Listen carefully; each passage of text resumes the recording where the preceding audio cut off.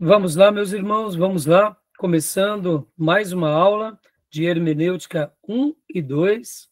Hoje é a nossa sexta aula, como é costume, já oramos. Mais uma vez, boa noite, graça e paz. Boa noite, graça e paz. Amém, boa noite. Amém. Boa noite, pastor. Boa noite, graça e paz. Graça e paz. Boa noite, graça e paz.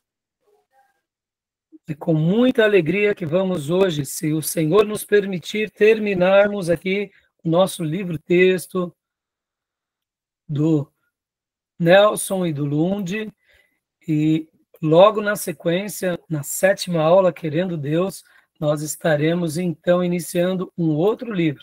Hoje nós concluiremos esse material.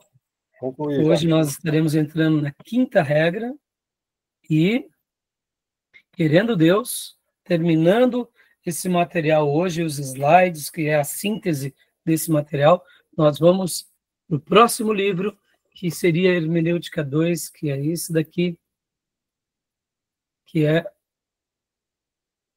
Princípios de Interpretação Bíblicas, do Louis Berkhoff, tá bom? Então, meus irmãos, como é praxe, nossas aulas são gravadas para que vocês possam utilizar essas aulas de novo, como vocês desejarem, estudando, repassando para amigos, fazendo cortes naquilo que mais marcou a vida de vocês, como vocês acharem melhor. Eu sugiro, né, na medida do curso, vocês irem salvando, né, todo esse material. É gravado também para que futuros alunos em EAD, aqueles que não podem estar aqui no tempo real conosco, por motivo de trabalho, quem sabe fuso horário, quem sabe em um outro país que fale a língua portuguesa, mas queiram fazer o nosso seminário, então a gente está criando um módulo em EAD exclusivo e a gente utiliza essas aulas. Graças a Deus, todo o curso médio de teologia já temos gravado nesse formato. Então, a gente fica muito feliz, né, de poder estar servindo aos irmãos e saber que esse material aqui vai ser útil para outros irmãos também.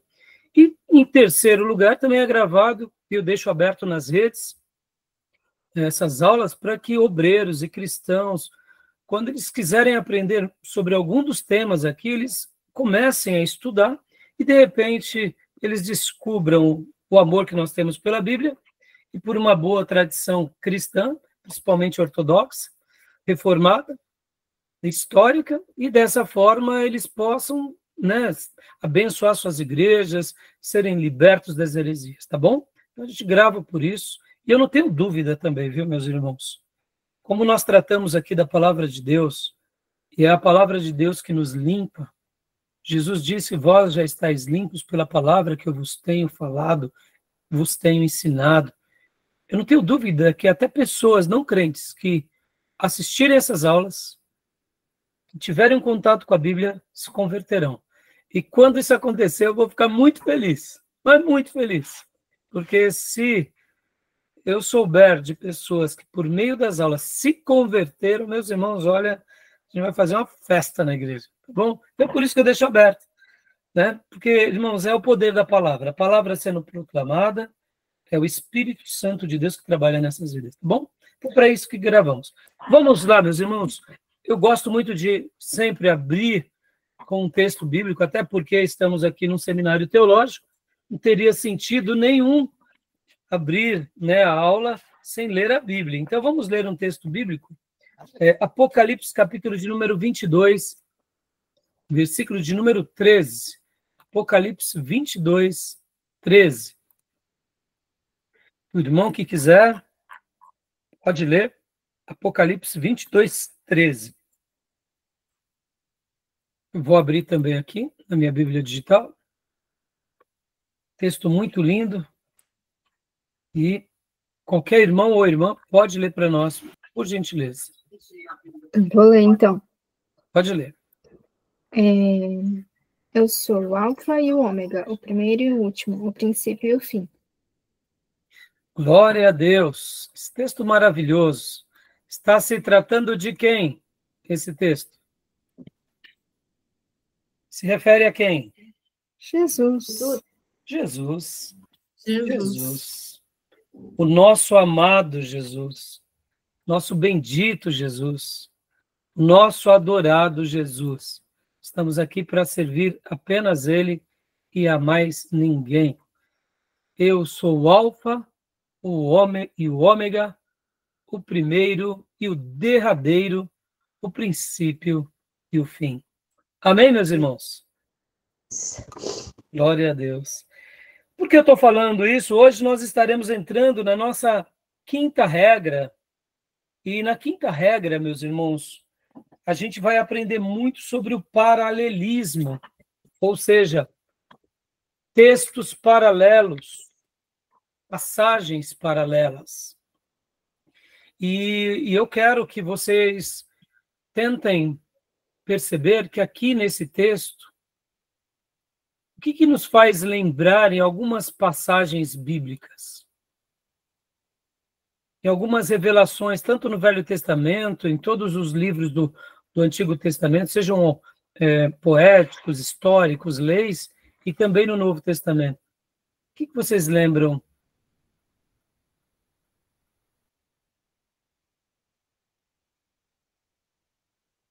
Qual é a pergunta? Esse texto, né? Eu sou o Alfa e o Ômega, o princípio e o fim, ou o primeiro e o derradeiro. Né? O que nós lembramos nesse texto? Um texto paralelo a esse. Quando Deus se revela a alguns servos no passado. Vocês lembram de alguma passagem que dá uma ideia, assim, de uma revelação, quando Deus se apresenta? Hã? João. João. O verbo era Deus, o verbo estava com Deus. Maravilha. Que mais? Que mais? Eu sou De Êxodo. Isaías. Isaías, qual que é o texto? Cita. E antes de mim, Deus nenhum se formou. Muito bom o texto de Isaías. Isso. Eu não lembro, mas Percebam? eu lembro. Sim, a irmã está lembrando parte do versículo, né, do profeta Isaías. Ótimo. Beatriz, você falou alguma coisa? Eu lembro de Êxodo, Deus falando com Moisés. Eu sou o que sou. Muito O texto de bom. João também, né? Ele fala para o fariseu, antes que Abraão existisse, eu sou. Exato. Olha, eu queria chegar aí. Eu fiz essa pergunta, eu sabia que tinha mais textos, e existem muitos outros, mas era essa a minha proposta. Êxodo, quando Deus se revela na sarça para Moisés. Eu sou o que sou. E quando Jesus também está lá em João, falando aos líderes religiosos, por várias ocasiões ele usa a expressão eu sou, remetendo a mesma ideia do Êxodo. Percebam, não há uma correlação entre esse versículo e aqueles outros versículos?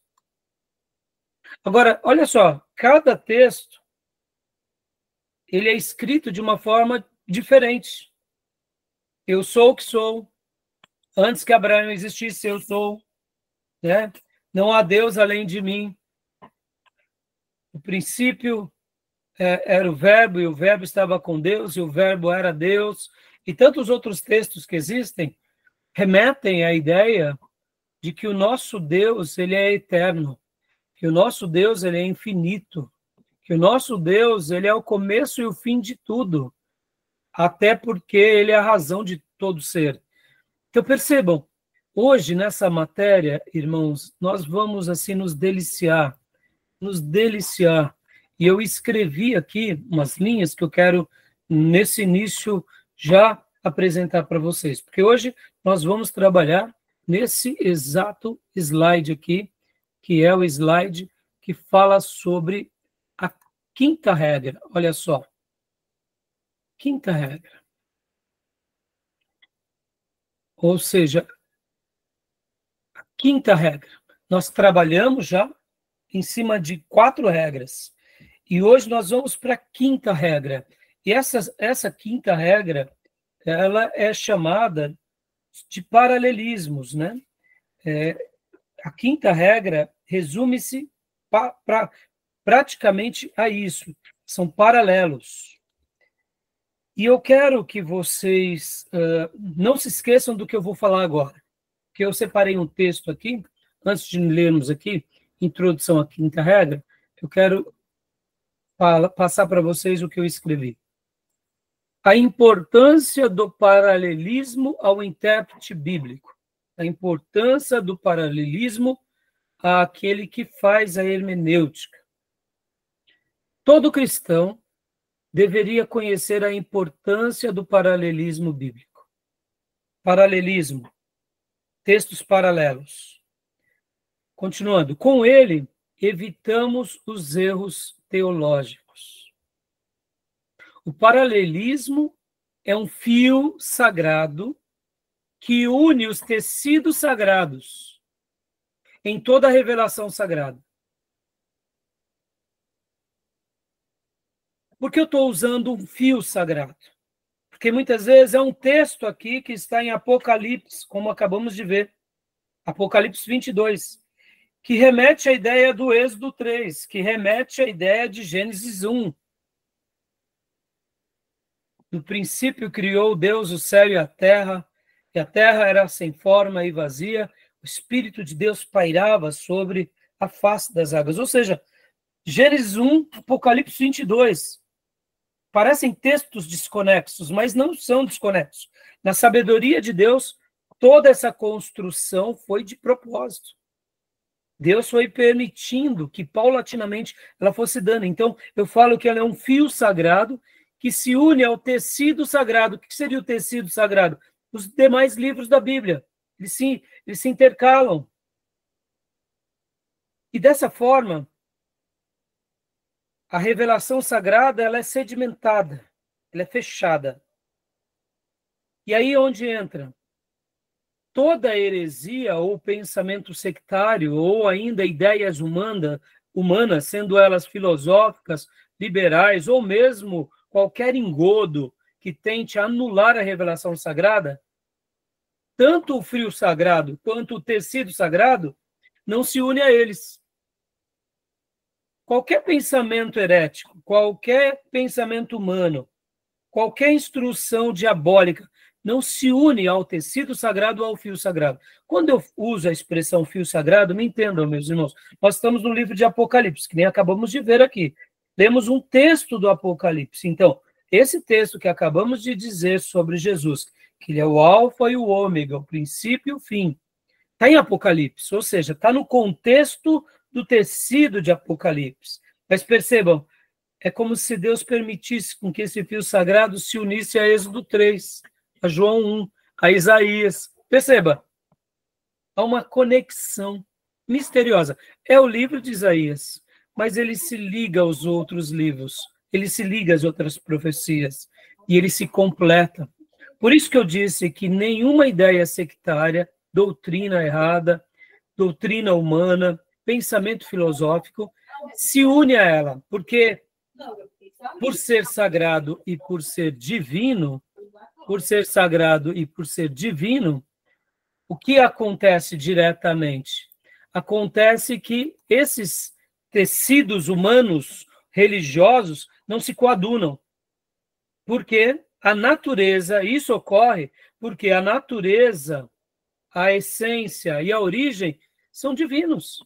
O fio é divino e o tecido é divino. Em outras palavras.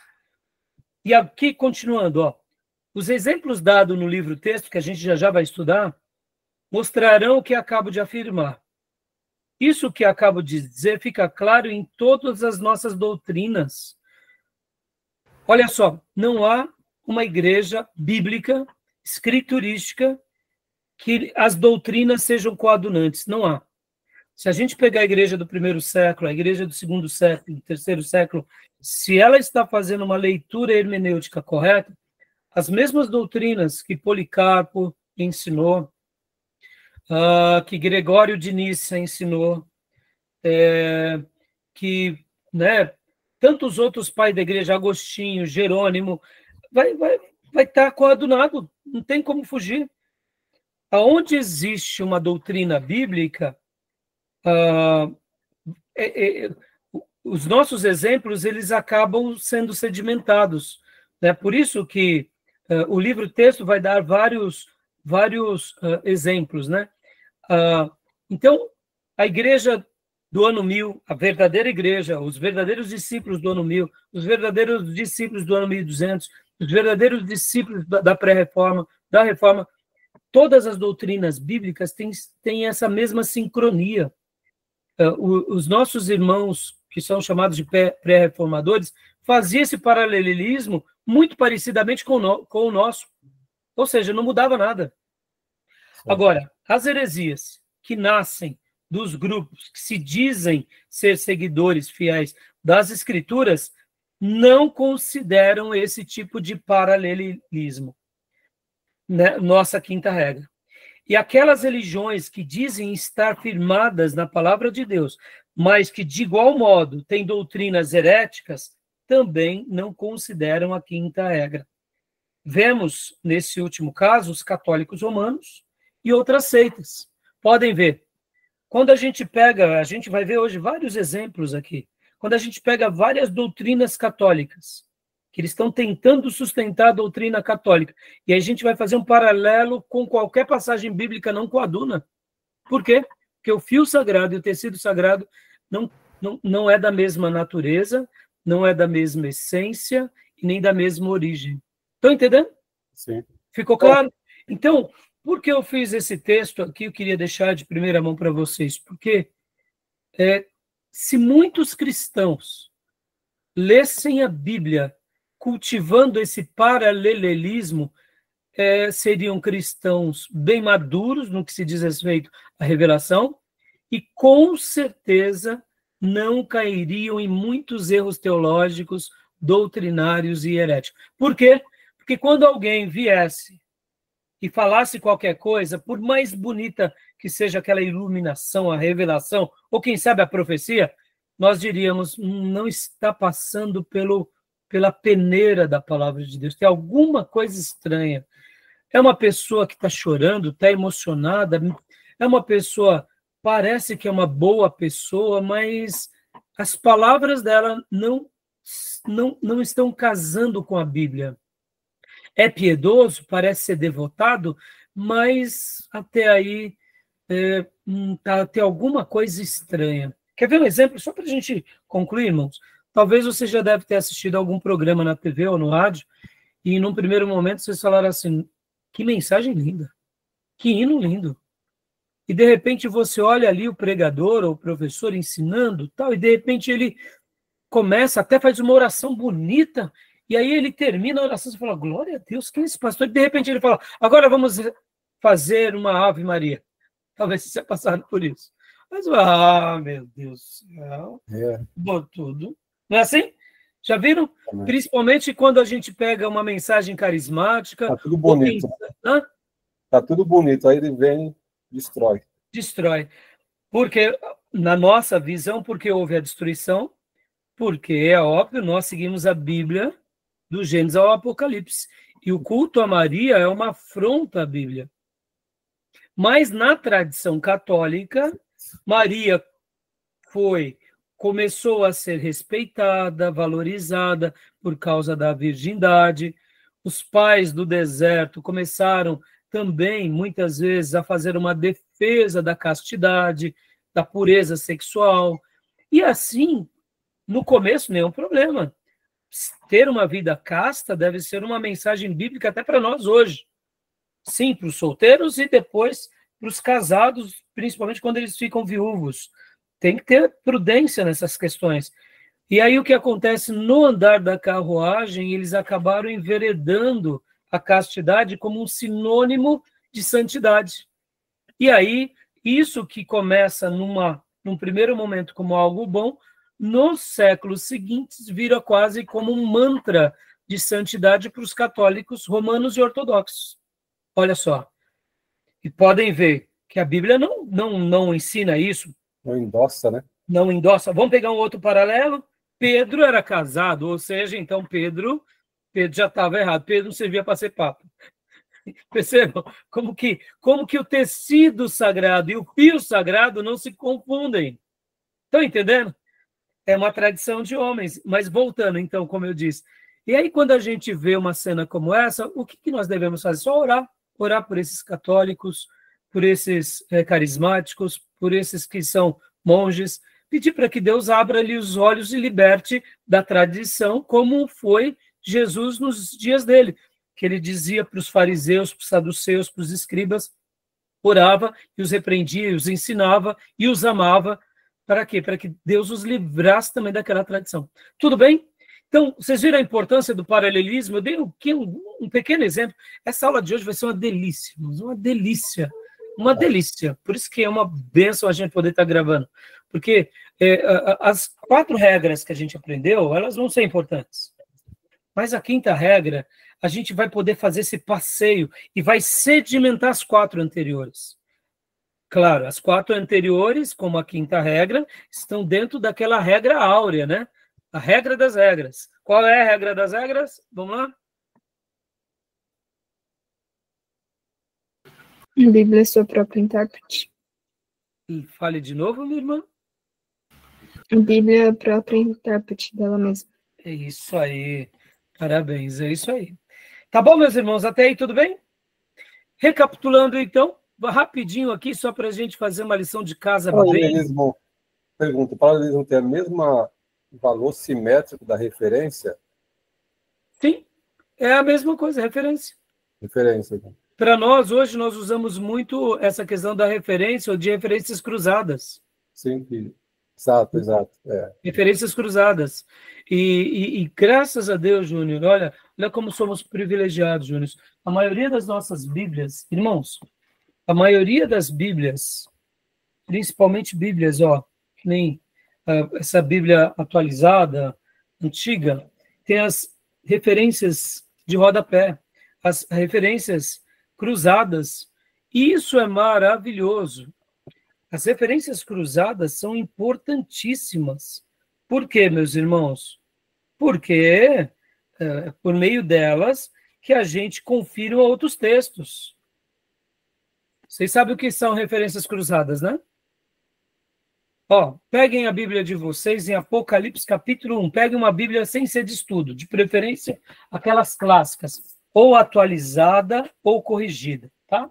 Eu vou pegar aqui essa minha é atualizada e vou pegar também uma corrigida. Deixa eu pegar aqui. Eu não queria pegar as de estudo. Aqui, achei a minha corrigida. Olha, quando você pega tanto a atualizada quanto a corrigida, lá em Apocalipse 1. Apocalipse capítulo 1.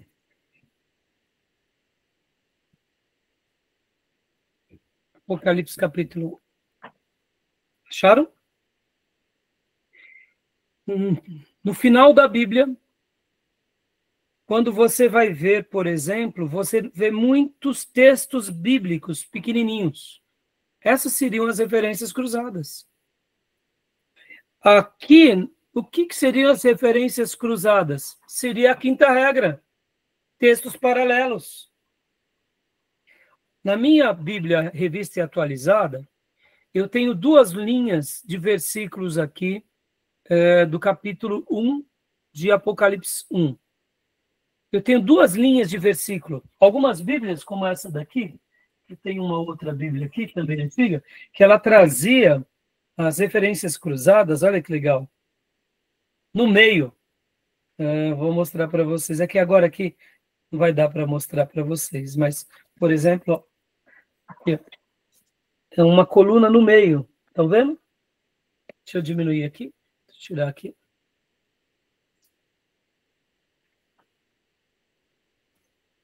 Isso. Tá vendo? A minha da NAA também é no meio. Então, é no meio. E o que seriam essas referências cruzadas? Nada mais, nada menos do que texto paralelo. Agora, olha só, aqui na minha Bíblia, Revista e Corrigida, tem umas 4 linhas, 5, de textos bíblicos. Ou seja, não, tem muito mais. Tem muito mais. 1, 2, 3, 4, 5, 6, 8.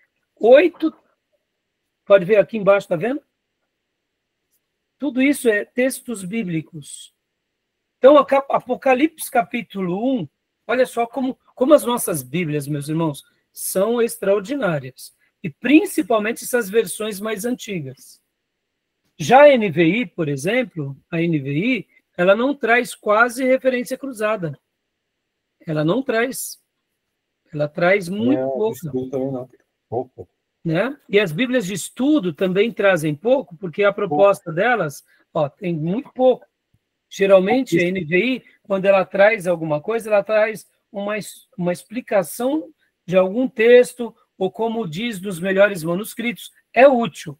Agora, por que eu estou falando um pouco disso para vocês aqui? O Júnior fez a pergunta, e foi ótimo, Júnior.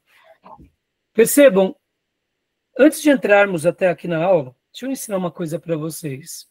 Eu era novo convertido, e eu notei que tinham pessoas de várias religiões querendo me tirar da igreja que eu tinha me convertido. E eu fiquei muito triste, porque no primeiro momento, quando eu me converti, eu achei que todo mundo, agora que era convertido, estaria tendo o mesmo sentimento que eu.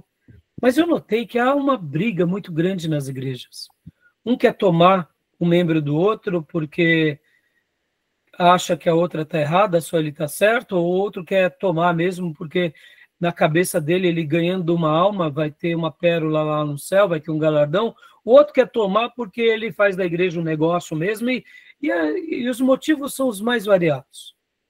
E eu lembro que eu fiquei triste com isso, e eu falei, puxa vida, que decepcionante, né? Porque eu vim do catolicismo, eu era um católico praticante, e pouco tempo depois eu falei, bom, eu vou estudar a Bíblia, e eu tomei essa decisão na minha vida, de ser um cristão que segue só Jesus e só sua palavra.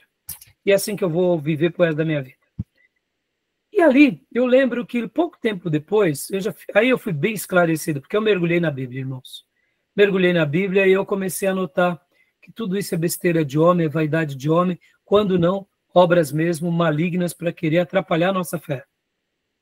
E ali eu comecei, então, a tomar muito cuidado com relação a essas seitas e irmãos que se aproximam com interesse. E ali, logo depois disso, eu, lendo a Bíblia, eu cheguei em Apocalipse, e ali foi um terror, né? Porque eu, como um católico, eu conheci o Apocalipse por cima. Mas aí eu fiz a minha primeira leitura. Aí a minha segunda leitura eu já fiz diferente. O que eu fiz? Eu peguei a minha Bíblia naqueles dias, eu acho que era revista e corrigida, e aí eu ia lendo. Lia o capítulo 1 de Apocalipse na minha devocional, e aí depois eu ia lendo cada versículo de referência. Eu sei que eu fiquei uns 6 meses para ler Apocalipse. Por quê? Muitas vezes você está lendo lá, Apocalipse 1, ele fala, leia lá Daniel, capítulo 9 e o capítulo 10. Aí eu parava ali, né? Via lá para Daniel, lá para Zacarias.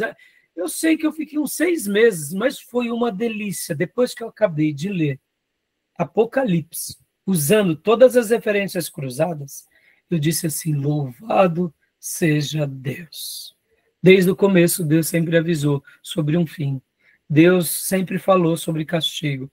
Alguns já se aconteceram, outros ainda não, e outros vão acontecer. Ou seja, isso ficou tão claro na minha mente, tão claro no meu coração, e ali isso foi para mim uma descoberta. Então, toda vez que eu sempre estive lendo a Bíblia, desde o início da minha conversão, eu sempre li a Bíblia e depois eu li os textos cruzados. O que mais? Mais nada. E comentário bíblico? Eu nem pensava em comentário.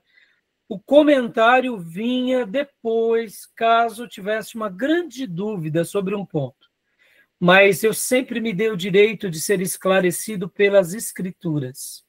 Porque as Escrituras explicam as Escrituras. Está entendendo? Olha aí, eu estou dando meu testemunho de quando eu era novo convertido.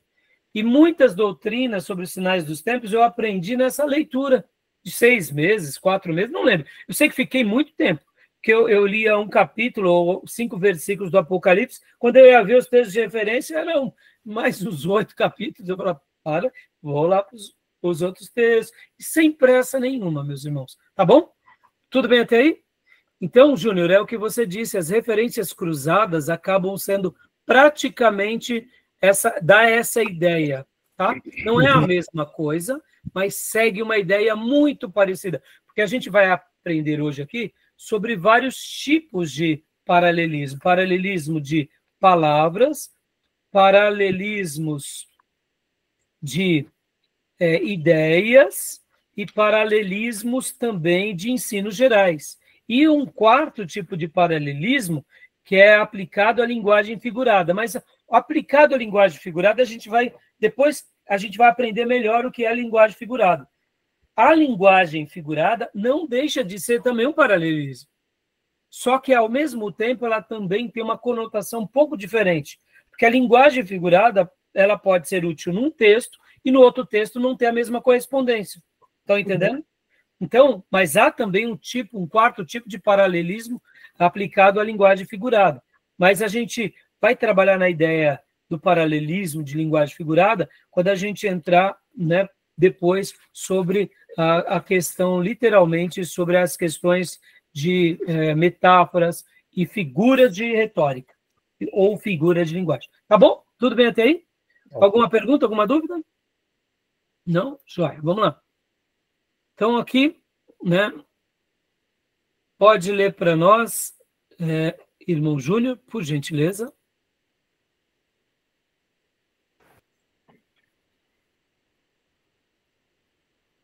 Está bloqueado o seu microfone, meu irmão. A introdução à quinta regra. Uma doutrina que pretende ser bíblica não pode ser considerada no todo como tal, sem resumir, expressar com fidelidade tudo o que estabelece e excetua a Bíblia em suas diferentes partes em relação ao particular.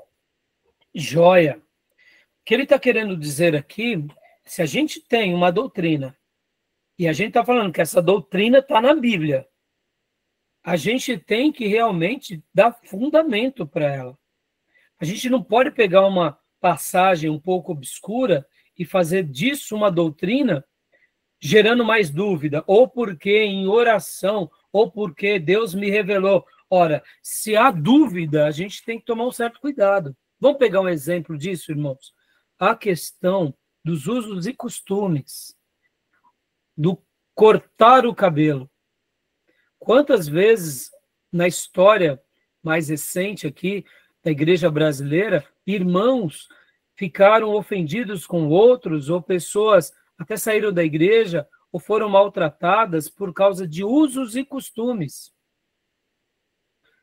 Sendo que, quando a gente estuda aquela doutrina, aquela passagem, Paulo está sendo bem claro, pode ver que, inclusive, Paulo fala até de hábitos que os coríntios tinham para com o homem. Por exemplo, os judeus, em parte, os profetas, e aqueles que faziam o voto de Nazireu, eles tinham cabelo comprido. Era comum na antiguidade, até porque era sinônimo de respeito.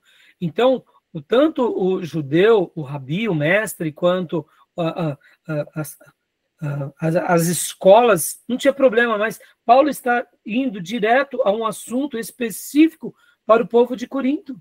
Eu não teria problema nenhum de pedir para as irmãs pôr um véu na cabeça. Eu te pergunto, é mais fácil a irmã pôr um véu na cabeça ou parar de mentir?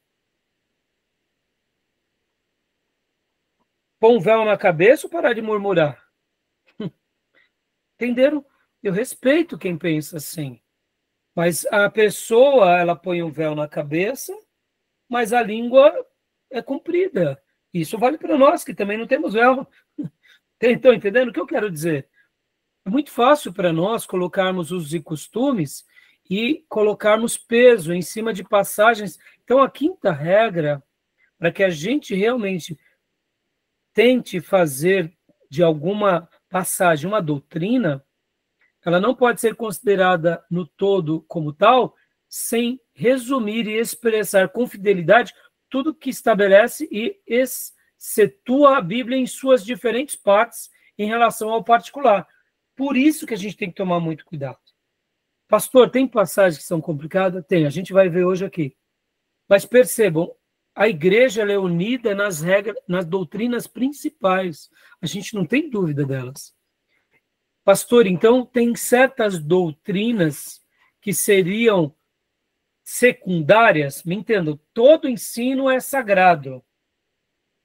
Mas nós colocamos e classificamos como secundários porque nós não temos uma data ou uma resposta. Vamos pegar um exemplo? A doutrina da volta de Jesus. Jesus vai voltar ou ele já veio? Vamos lá. Os russelitas, né? Os testemunhos de Jeová, Jesus já veio, não já veio? Eu acho que ele ainda vai vir. Sim, para nós ainda vai vir. 1914. Mas testemunha de Jeová, Jesus já veio, né? 1914. Isso. Opa, pera lá. Mas vamos lá. Você fala Aí eu desde te sempre. pergunto, a gente sabe que essa é uma heresia que não tem nada a ver, né, Júnior? Claro. Sim, Como muitas outras dos ruselitas. Mas vamos lá. Jesus vai voltar. Temos dúvida disso ou não? sim. Joia. Quando ele vai voltar? Aí. Aí forma a doutrina, né? Então, exatamente. Quando ele vai voltar? Aí talvez você diga, pastor, ele vai voltar no relógio de Deus. Não, vamos então definir melhor. Ele vai voltar antes da tribulação, no meio da tribulação ou depois da tribulação. Percebam, são coisas secundárias. Por que eu digo que são secundárias? Porque a Bíblia dá margem para os três. Pastor, não, pode até ter um quarto e um quinto, uma quinta visão. Essas três são as mais conhecidas. São as correntes, né? São as correntes, e isso que eu disse. A volta de Jesus é uma doutrina prioritária. Ponto. Quando ele virá, Secundário. não quer dizer muito. O que quer dizer mais para nós? Que eu tenho que estar preparado. Estão entendendo? Então, assim, a gente vai estudar mais para frente. Ficou claro quando eu me referi sobre essa ordem de grandeza? Doutrinas principais e secundárias? Ficou claro? Quem é o Salvador, irmãos? Jesus. Salvação, né? Quem é que nos salva? Maria nos salva? Opa. Maria é corredentora da humanidade? Não. Então, acabou. Para nós, é claro, certas coisas são muito claras, tá bom? Beleza? Se ela fosse corredentora, ela ia para a cruz também morrer. Exatamente. Exatamente. Então, Júnior, quinta regra, vamos lá. Vamos lá. Passagens Quinta regra. paralelas. Vocês Passagem. podem abrir no livro texto de vocês. No meu livro antigo, a página 62. No livro novo de vocês, que página que é? Eu não sei. Eu já terminei ele. Então, Pode ver. seria agora aqui a quinta regra, tá, meus irmãos? Primeira parte, tá? Então, pode ir, Júnior? Ok. O seu já é um livro, o seu é um pouquinho antes, né? Não é tão atualizado, né? Ou esse Esse meu aqui, Júnior, ele é um antigo que eu usei no seminário, eu ainda uso ele, eu gosto. Eu emprestei o meu novo para algum aluno, né? E, na realidade, ele sumiu e eu preciso comprar outro. Eu vou até comprar por esses dias. Eu vou até ver se tem Kindle, porque eu utilizo, né? Eu gosto muito de utilizar os digitais também. É que, na realidade, eu prefiro em papel, porque eu faço as minhas anotações, né? Então, os meus livros de estudo, eles todos são cheios de notas. Então, a Bíblia em Kindle, é aquilo, irmãos, eu sou da velha guarda, eu uso muito material digital, né? Eu tenho meu Kindle, eu gosto muito, olha, indico para vocês terem um Kindle de vocês, eu me delicio, é uma delícia. Só que, ao mesmo tempo, para fazer as anotações não é igual, né? Não é. Não é igual. Né? Rabiscar, brigar com o autor, é gostoso brigar com o autor assim na unha, né? Você vai lá e rabisca, entendeu? Tá? Então, aqui o meu é página 62, tá bom, meus irmãos? Beleza. Joia, vamos lá. Então, Júnior, quinta regra, por favor. Ok. Passagens paralelas. Passagens paralelas, entendemos aqui as que faz referência uma a outra, que tenha entre si alguma relação, ou trate de um modo ou outro de um mesmo assunto. Joia. Então, aqui, né, a gente vai entrar aqui desculpa, eu falei errado, irmãos, não é no meu livro antigo, não é essa página, é a página, aqui, é a página 51, tá? Passagens paralelas. Então, Júnior, há pouco, quando você falou sobre a referência, é praticamente isso, pode ver, a passagem paralela. É verdade. Né? A referência cruzada é uma passagem paralela. Meus irmãos, se der tempo hoje, eu vou tentar mostrar para vocês aqui, também no aplicativo do My Bible. É maravilhoso, porque no aplicativo do My Bible, quando você abre ali a sua Bíblia e você marca o versículo, você vai ver que tem uma janela que você clica e traz todos os textos que também são passagens paralelas. Então, digitalmente, isso ajuda demais, né? Porque muitas vezes você está procurando um texto e ali você, usando esse recurso, você já utiliza. Eu, particularmente, amo esse aplicativo chamado My Bible. Eu sugiro que todo irmão, todo seminarista baixe ele, baixe todas as versões bíblicas, todos os comentários bíblicos em português, as versões bíblicas em português, os dicionários bíblicos, os livros também que falam sobre a geografia, porque tem mapas. Meus irmãos, é uma biblioteca digital. Eu me delicio. Tem textos em original, tem grandes comentaristas, é simplesmente maravilhoso, maravilhoso, tá? Depois, uma outra hora, eu explico para vocês, tá bom? Vamos lá. Então, passagens paralelas, como o texto diz aqui. Vamos ler aqui. Abra para mim, Miriam, João 3, 16, Tomé, Gálatas 2:20 e irmã Elisângela, Hebreus 2:9. Aqui a gente vai ver um exemplo que ele vai nos deixar, né? Porque o que o autor está querendo nos ensinar aqui?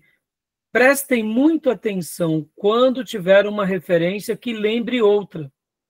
Geralmente, uma fortalecerá a outra.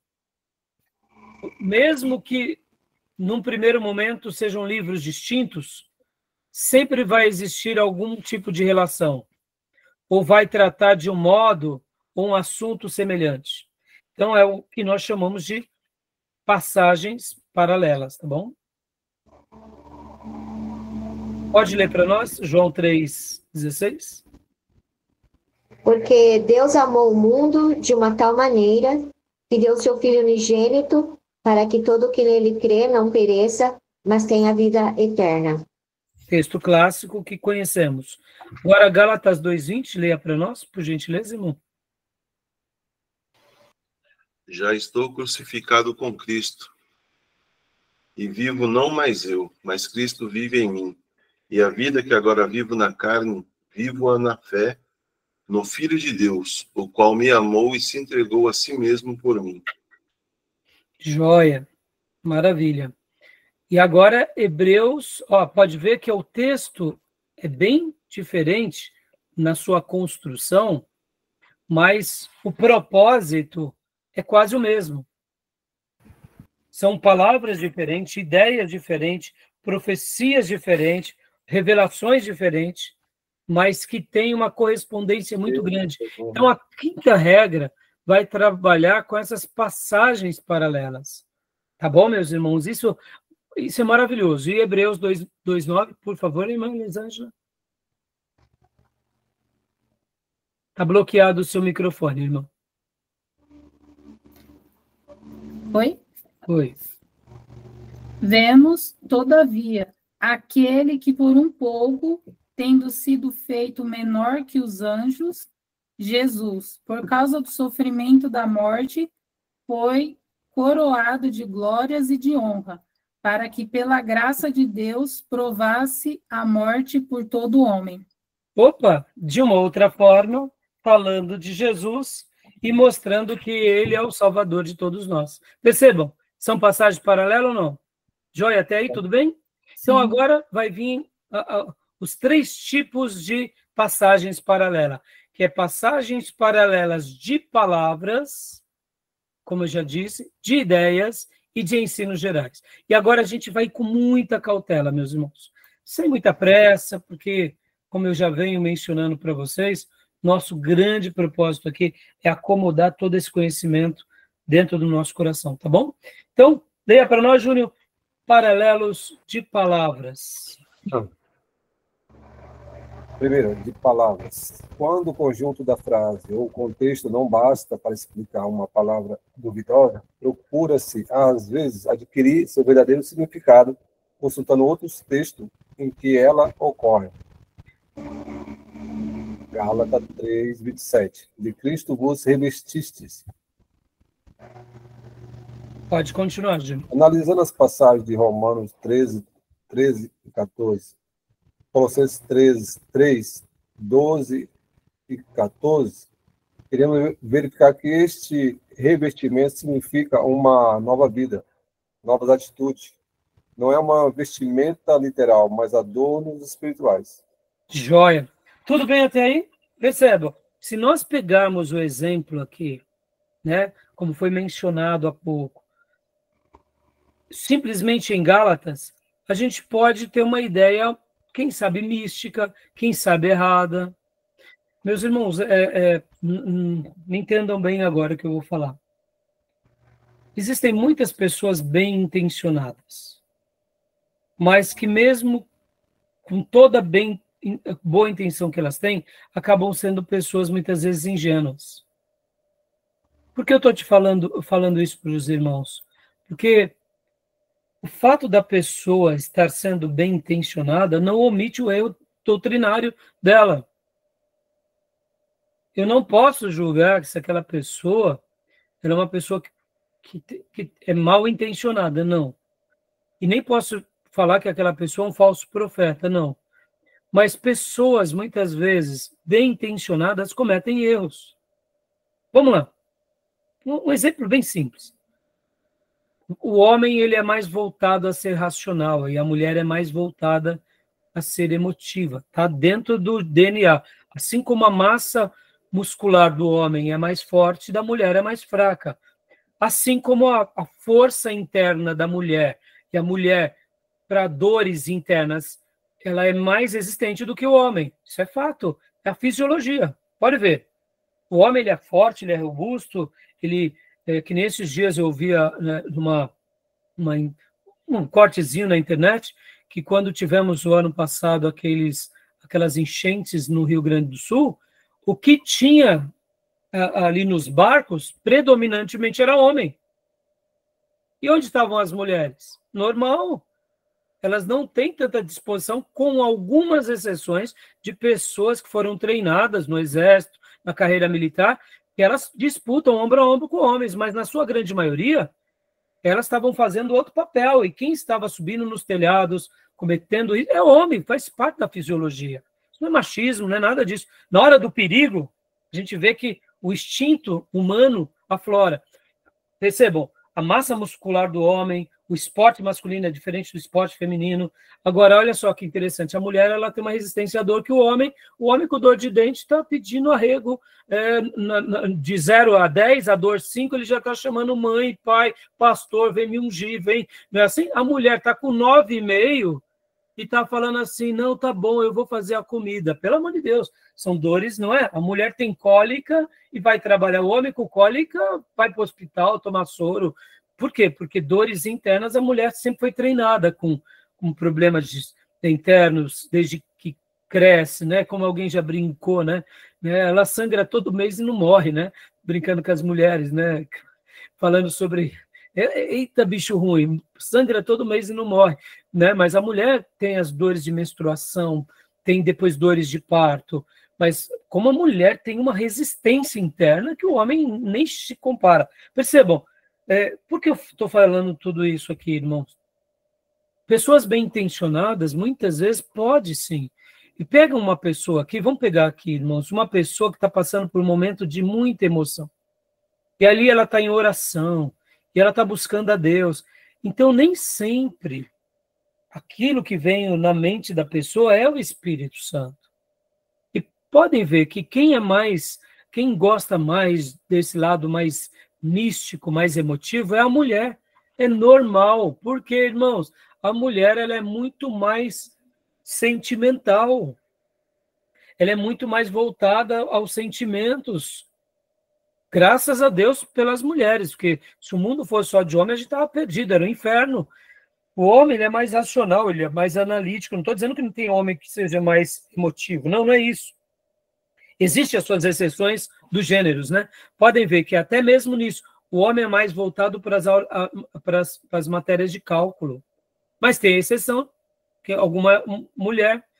As mulheres são mais voltadas para a gramática, mas tem a sua exceção. Tem homem também. Percebam, numa faculdade de engenharia, quando eu terminei o seminário, eu comecei a fazer engenharia. Eu fiz 1 ano de engenharia. Na classe de 50 pessoas, tinham 2 mulheres, 3.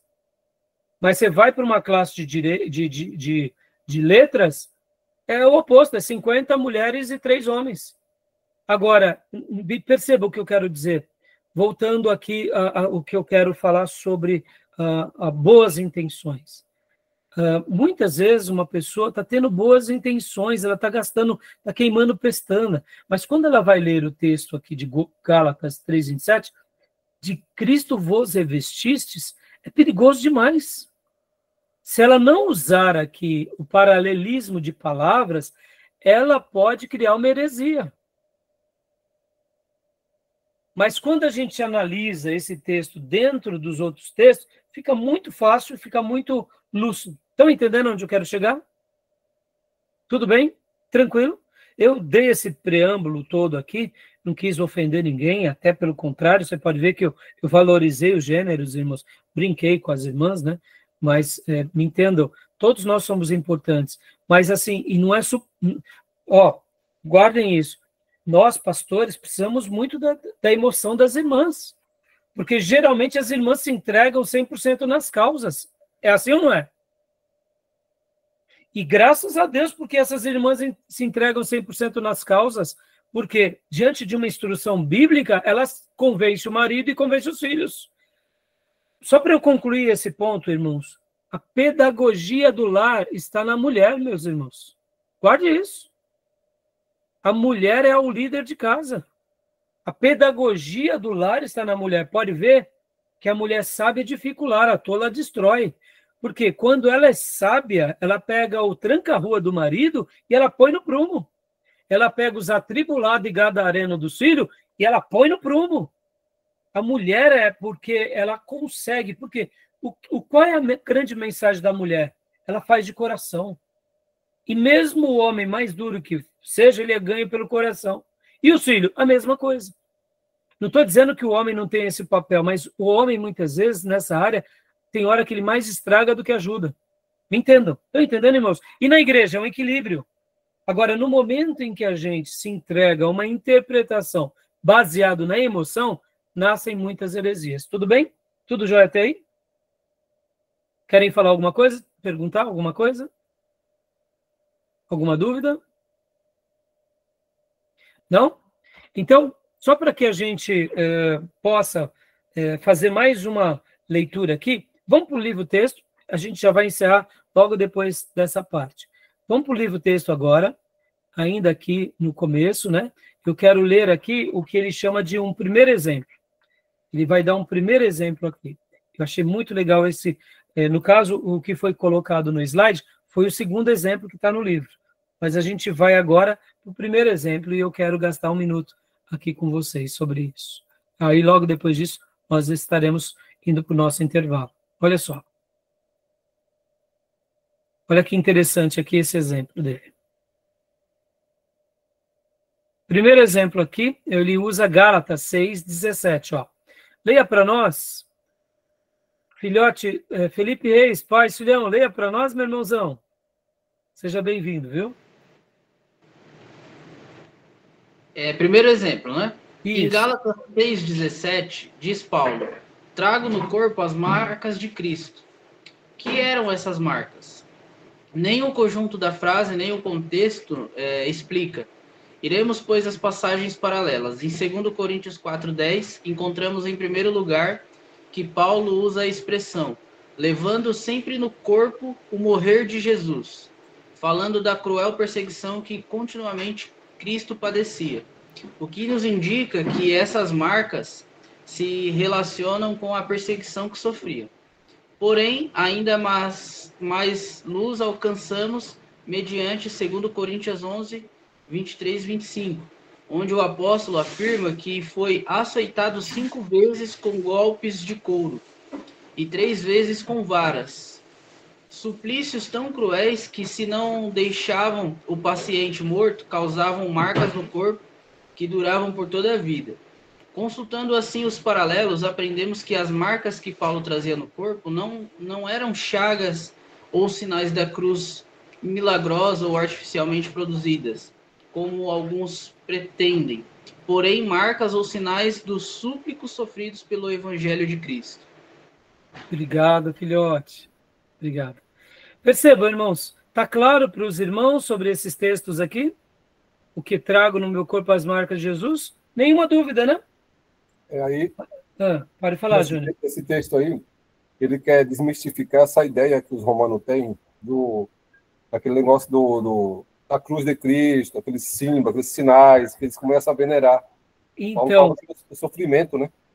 Isso, é que nesse caso, né, Júnior, você está falando do estigmata? Do que eles têm, as marcas, que eles veneram, que eles têm, tudo o que aconteceu sobre Cristo, eles começam a adorar, né? Ah, sim. Você está dizendo na história da igreja depois, né? Isso. Depois. As chagas, né? As chagas. Isso, tá. exato. Estou pensando que você estava falando do contexto romano naqueles dias. Não. Não, você está falando não. depois, da história da igreja. Depois, da história da igreja. Isso. Meus irmãos, percebam uma coisa. Olha que interessante.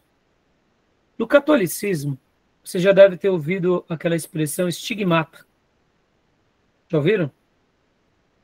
Não? Tem até um filme que é baseado nesse princípio, que alguém, por algum motivo, ele começa a sofrer no seu corpo atual chagas de Cristo. E então, dentro da perspectiva religiosa, claro, não digo que são todos os católicos, tá, meus irmãos? Mas um grupo vai dizer que é como se fossem manifestações de Cristo no corpo dessa pessoa, mostrando que essa pessoa está sofrendo, sim, mas ela foi tipo como que agraciado por estar padecendo parte do sofrimento de Jesus. Era como se fosse é como se tivesse acontecendo de novo o sinal com ela, né? Com essa pessoa. O filme Estigmata mostra um pouco disso, um filme antigo, né? Mas assim, dentro do catolicismo tem um pouco disso. Por isso que aí vem essa expressão estigma. É como se fosse quase com o karma, né? O karma no espiritismo não é que a pessoa reencarna e ele tem que pagar por algo, ele vai colher as benesses por causa daquela outra vida. Não seria o karma. No caso, o karma geralmente é algo mais negativo, onde a pessoa, se ela foi um bandido que bateu nos outros, agora ela nasce numa favela, ela nasce aleijado, sofre muito, porque ele tem que pagar o seu karma. O estigmata é uma leitura mística quase como essa, só que a mudança é, essa vida, ela está agora recebendo evidências de Cristo no seu corpo, por algum motivo, quem sabe para o seu crescimento, e para que, por meio desse sofrimento, outras pessoas se aproximem de Cristo. Então, ela acaba sendo vista quase como uma pessoa especial. Bom, isso não tem nada a ver com Bíblia. Concorda? O que Paulo estava dizendo aqui é o que nós acabamos de ler. Levando sempre no corpo o morrer de Jesus. Porque ele foi açoitado, passou por náufrago, etc. e tal. Agora, olha que interessante. Se nós não tomarmos cuidados e não lermos essa questão, lermos direito, fizermos uma lição de casa sobre o paralelismo de palavras, olha só, vou compartilhar aqui com vocês o texto de Colossenses. Olha só que interessante. Colossenses 1:24. Percebam? Colossenses 1:24.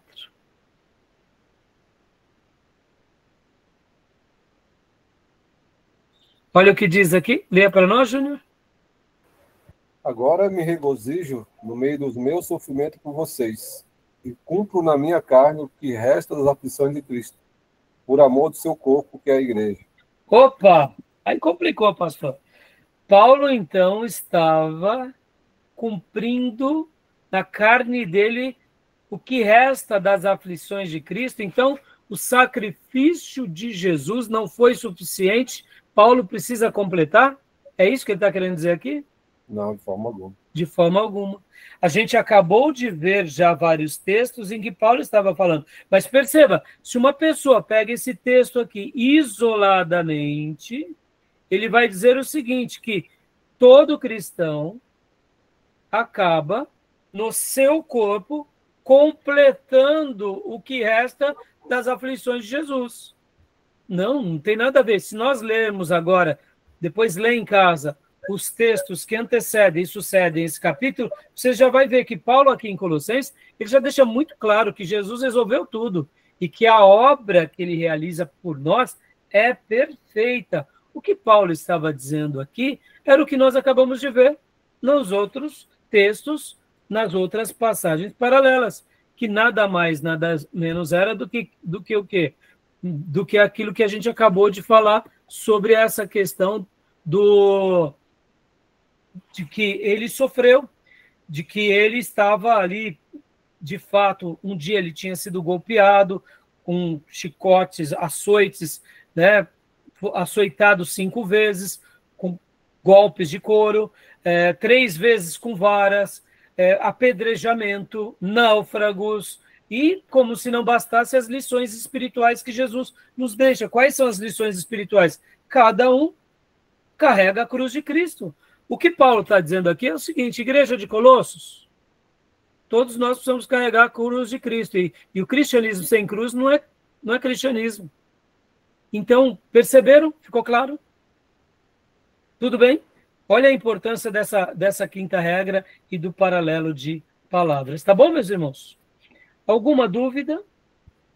Alguma dúvida do restante das páginas do livro? Que eu acredito que os irmãos já devam ter lido, né? Praticamente todo o livro, né? É um livro pequeno, né? Quem não leu, não tem problema, continue lendo. É mais do que você ler rápido, é você ler bem, né? Tudo bem? Mais do que o irmão ler rápido, é ler bem. Beleza? Ok. Tá bom? Então, podemos parar, meus irmãos? Podemos? Sim. Vamos parar para a gente ir para o segundo bloco, então, da quinta regra, o paralelo de passagens paralelas, ou seja, o paralelo de palavras, que é a primeira parte, fechamos. Vamos entrar agora no segundo bloco para a segunda parte, que é o paralelo de ideias. Tá bom? Então, tudo bem? Fechou? Alguma pergunta, alguma dúvida? Não? Então, passo a passo, mas sem muita pressa, né? Um exercício por vez, fazendo bem feito, a gente chega lá, com a graça de Deus, tá bom? Então, vou encerrar aqui a nossa gravação, para que a gente possa ir por intervalo, e voltamos em 5 minutos, tá bom?